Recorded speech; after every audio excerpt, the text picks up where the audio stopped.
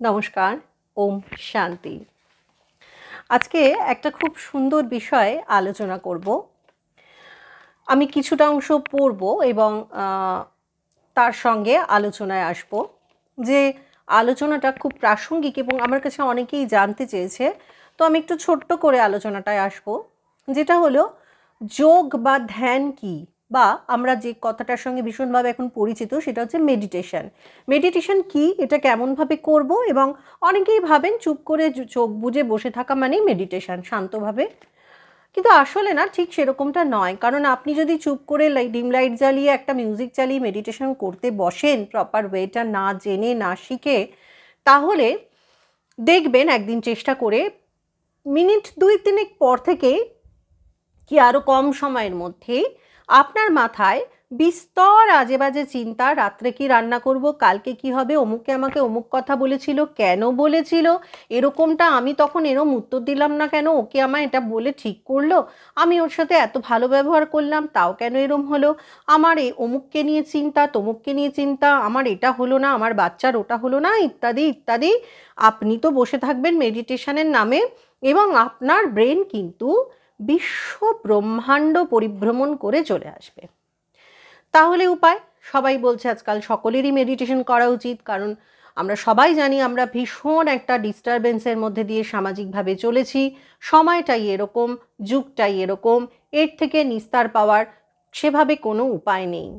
অতএব জীবনে যদি সুস্থ থাকতে হয় তাহলে যোগ বা মেডিটেশন করাটা ভীষণ রকম প্রয়োজন। কেন না, দেখুন, ঘরের ধুলোবালি ঝাড়ছি, ডাস্টিং করছি, বাসনপত্র পরিষ্কার করছি, জামা কাপড় পুরনো হয়ে গেলে নতুন কিনছি, সেগুলোকে কাচ্ছি ধুচ্ছি, কিন্তু যেটা আসল পরিষ্কার করার প্রয়োজন সেটা হচ্ছে মন এবং বুদ্ধি। তার কোনোটাই আমরা পরিষ্কার করছি না এবং দিনের পর দিন নেগেটিভ নেগেটিভ নেগেটিভ দেখতে দেখতে শুনতে শুনতে সেই যে নেগেটিভিটির একটা মোটা পরত আমাদের মন বুদ্ধিতে বসে যাচ্ছে, সেটা কোথাও অবচেতনে গিয়ে চাপা পড়ে যাচ্ছে এবং সেগুলোই আমাদের ডিপ্রেশন তৈরি করছে, আমাদের স্বাভাবিক জীবনযাপন থেকে বঞ্চিত করছে। আমরা খিটখিটে হয়ে যাচ্ছি, আমরা ক্লান্ত বোধ করছি, হাঁপিয়ে উঠছি, একাকিত্ব বোধ করছি এবং এই ধুলোটা কোথায় যে জমা পড়ছে, এটাকে কিভাবে পরিষ্কার করব, এর বেশিরভাগই আমাদের জানা নেই। অবশ্যম্ভাবী আমরা অসুস্থ হয়ে পড়ছি শারীরিকভাবে, ছুটছি ডাক্তারের কাছে, ডাক্তার বলছে কিচ্ছু হয়নি, ডিপ্রেশন, মেডিটেশন করুন, ভালো হয়ে যাবেন, সুস্থ হয়ে যাবেন। কিন্তু সেই এক সমস্যা, মেডিটেশন করতে কখন যাব, কোথায় গিয়ে শিখব, এত সময় কোথায় ডাক্তারবাবু? আসলে না, ব্যাপারগুলোকে আমরা অনর্থক জটিল করে তুলছি। সেই ব্যাপারে আমাকে কিছু মানুষ জানতে চেয়েছিল যে তুমি কিভাবে মেডিটেশন করছো, তুমি এই ব্যাপারটাকে এতদিন ধরে ধরে রেখেছো কি করে, আমাদের কিছু টিপস দাও, সহজ টিপস, যেটা তোমার মতো গভীরে না গিয়ে সহজ সংসারে থেকে আমরা একটু প্র্যাকটিস করতে পারি। সেই প্রসঙ্গেই দুটো একটা কথা শোনাই যে যোগের অর্থ কী। যোগের অর্থ হলো যোগ যুক্ত করা, অর্থাৎ কোনো কিছুর সাথে কোনো কিছুকে না যুক্ত করা। যোগ মানে কোনো কিছুর সাথে কোনো কিছুকে এমনভাবে যুক্ত করা যেটা আপনার মন বুদ্ধিকে প্যারালালি আনবে। মানে হয় সমান সমান দুটো চলবে বা একই লাইনে চলবে, এর যে কোনো একটা। সমান সমান চললে কি হবে, উপর নিচে হবে না আপনার কোনো স্থিতি। সে জীবনে যেমনই পরিবেশ পরিস্থিতি আসুক, আপনি খুব কম সময়ে খুব সহজে সেটা মানিয়ে নিতে পারবেন। আর যদি সমানভাবে চালাতে পারেন তাহলে তো আরও ভালো, ভীষণ ভালো আপনার জন্য এবং আপনার আশপাশের মানুষদের জন্য। তো যোগ অর্থাৎ মেডিটেশন, যেটাকে আমরা বলে থাকি, আত্মার বুদ্ধি যোগ পরমাত্মার সঙ্গে যুক্ত করাই হলো যোগ। অর্থাৎ একটু সহজ করে বললে, আমাদের আত্মা অর্থাৎ এখানে স্থিত যে আত্মা, যেটার কোনো বিনাশ নেই, আমাদের শরীরটার বিনাশ আছে, রোগ আছে, আত্মার কিন্তু কোনো বিনাশ হয় না। আত্মাই আবার পুনরায় জন্মগ্রহণ করে, শাস্ত্র অন্তত তাই বলে।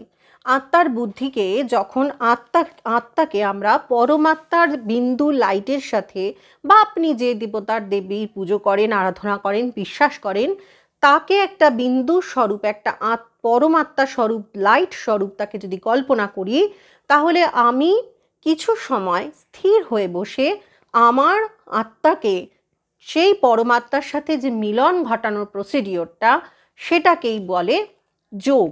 সহজ ভাষায়, খুব সহজ ভাষায় বোঝাতে গেলে, যেটা খুব সাধারণ মানুষ সহজে বুঝতে পারবে। তো সেখানে দাঁড়িয়ে আরেকটু যদি সহজ করে বোঝাই, যে আমি যখন মন বুদ্ধিকে আশপাশের সমস্ত খারাপ কিছু থেকে কয়েক সেকেন্ড, কয়েক মুহূর্ত, কয়েক মিনিটের জন্য, যদিও এটা একদিনে সম্ভব নয়, এটার জন্য একটু 5 মিনিট 3 মিনিট ঘুমানোর আগে, ঘুম থেকে উঠে, দুপুরবেলা, যে কোনো ফ্রি টাইমে একটু প্র্যাকটিসের প্রয়োজন। যেমন আমরা একটা মেডিসিন দীর্ঘদিন ধরে খাই তো একটা কঠিন অসুখকে সারাতে, ঠিক তেমনই। আসলে কি হয়েছে জানেন তো, বর্তমান সময় না আমাদের সব কিছুর সময় আছে, শুধু নিজেকে সুস্থ করার জন্য আমরা সহজ উপায় খুঁজি, আর ঈশ্বর, পরমেশ্বর, যিনি সমস্ত কিছু দিয়েছেন, তার জন্য আমাদের একটুও সময় নেই। কাউকে বলেই দেখেছি আমি, তাদের প্রথম কথাই হলো, তোর তো অনেক সময়, তোমার তো অনেক সময়, আমার অনেক সময়, তাদের নাকি সময় নেই। কিসের সময় নেই? নিজেকে ভালো রাখার জন্য 5 মিনিট দেওয়ার সময় নেই। যে পরমেশ্বর আমাদের সব কিছু দিয়ে ভরিয়ে রেখেছেন, সেই পরমাত্মার জন্য আমাদের 5 মিনিট সময় নেই, কারণ আমরা ভীষণ ব্যস্ত। কিছু পজিটিভ অ্যাফার্মেশন করার কথা বলবে, জলের মাধ্যমে যখন অ্যাফার্মেশনের কথা বলা হচ্ছে, তখনও বলছে জল আমার বসে খাওয়ার সময় নেই। একটু ভেবে দেখুন তো, এগুলো কি নেহাতি অজুহাত নয়? তাহলে তো বলবেন ওষুধটাও খাওয়ার সময় নেই, গিলে খাওয়ার। সেরকমই যদি নিজের মন বুদ্ধিকে সুস্থ করতে চান, তাহলে অবশ্যই বর্তমান সময় মেডিটেশনের প্রয়োজন। আজ মানুষের বুদ্ধি অনেক কিছুর সঙ্গে জুড়ে আছে, তাই এদিক ওদিক ছুটতেই থাকে। বুদ্ধিকে অনেক কিছুর থেকে ছাড়িয়ে এনে একের সঙ্গে যুক্ত করা মানুষকেই বলা হয় যোগী। যিনি মেডিটেশন করতে পারেন, তাকে এ কারণেই যোগী বলা হয়, কারণ তিনি বুদ্ধিকে কিছু সময়ের জন্য অনেক কিছুর থেকে সরিয়ে এনে একাত্ম করতে পারেন। এক পরমাত্মাই আছেন, যার সঙ্গে সমস্ত প্রকার সম্বন্ধ, সর্বরসনাপূর্তি, সর্বসুখ প্রাপ্তি হতে পারে। কারণ আমরা ঈশ্বরের সাথে সব রকম, সন্তান বলুন, পিতামাতা বলুন, প্রেমিক বলুন, বাবা মা বলুন, আর মানে সমস্ত রকম সম্পর্ক কিন্তু আমরা এক পরমেশ্বরের সঙ্গেই রক্ষা করতে পারি বা পাতাতে পারি। কারণ তিনি তো লিঙ্গ বিশেষে নন, যদিও আমরা দেবদেবীর পুজো সেভাবেই করি, কিন্তু যে পরম শক্তি, তা কিন্তু নিরাকার, তা একটা শক্তি স্বরূপ। সেখান থেকে আমরা দেবদেবী প্রসঙ্গটা আসে আমাদের, সেগুলো অন্য প্রসঙ্গ। তাই আত্মার সম্বন্ধ পরমাত্মার সঙ্গে যুক্ত করাই হলো সত্যিকারের যোগ। আত্মার সম্বন্ধ পরমাত্মার সঙ্গে যুক্ত করাই হলো সত্যিকারের যোগ, সুখ শান্তির ঠিকানা। প্রচলিত মান্যতা এই যে বুদ্ধি অতি চঞ্চল। যে ব্যক্তির কোনো ঠিকানা থাকে না, নিজের কোনো ঘর নেই, সে এখানে ওখানে ঘুরেতেই থাকে। কিন্তু যার নিজের ঘর থাকে, সে আবশ্যক কার্যের জন্য অন্য অন্য জায়গায় গেলেও রাত্রে শয়নের জন্য অবশ্যই নিজের ঘরে ফিরে আসে, এদিক ওদিক করে না। কাজের শেষে সঠিক ঠিকানায় পৌঁছে যায়। সুখ শান্তির একমাত্র ঠিকানা আনন্দের সাগর, শান্তির সাগর, নিরাকার পরমাত্মা শিবই। যারা এই ঠিকানা পেয়ে গিয়েছেন, তাদের বুদ্ধি আবশ্যিক কার্যের পরে নিশ্চিন্ত রূপে সেখানে পৌঁছে যাবে। তারা কখনোই বিভ্রান্ত হবেন না। যারা এই ঠিকানার সন্ধান পাননি, তারা সুখ শান্তির খোঁজে প্রথমে এক জায়গায় যাবেন, সেখানে না পেলে ফের দ্বিতীয় জায়গায় যাবেন, ফের পিছনে দৌড়তে দৌড়তে শেষে বুদ্ধি হতাশায় তথা নিরাশায় ডুবে যাবে। দেখুন, আমি নিজেও একজন কৃষ্ণ ভক্ত। আমি ভীষণভাবে গোপালকে নিজের সন্তান স্নেহে আগলে রাখি। তো আমি অনেককে ঝগড়া করতে শুনেছি যে শিব বড় না কৃষ্ণ। প্রথমেই এটা বুঝে নিন যে শিব হচ্ছে আদি শক্তির আধার। যে মানুষ শিবকে মানে না, কৃষ্ণ তার পুজো গ্রহণ করেন না, কারণ কৃষ্ণ স্বয়ং শিবের পূজারী, কৃষ্ণ স্বয়ং শিব প্রেমিক।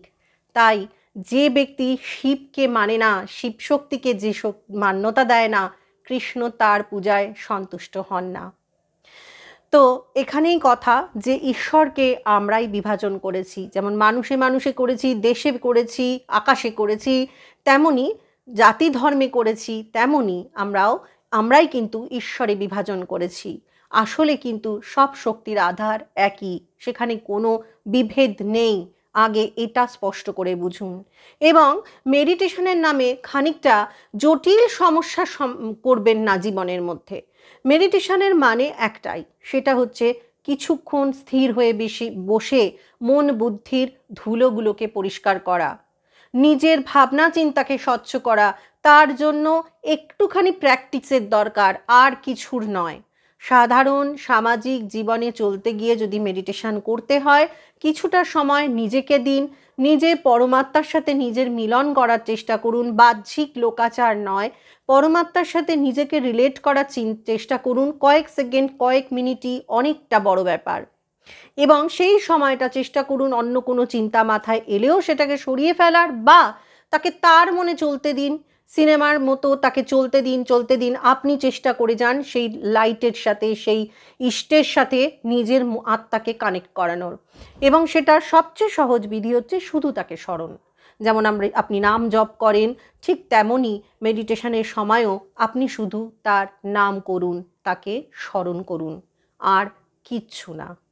কোনোভাবেই এর জন্য সংসার ত্যাগ করার, এর জন্য এক্সট্রা কিছু উপাচার করার প্রয়োজন পড়ে না। শুধু একটাই জিনিসের প্রয়োজন পড়ে, নিজেকে 5টা মিনিট সময় দেওয়া। সেই সময়টা আপনি ঈশ্বরের উদ্দেশ্যে, আপনার ইষ্টের উদ্দেশ্যে, যিনি আপনাকে এত দিয়েছেন তার উদ্দেশ্যে সমর্পণ করুন।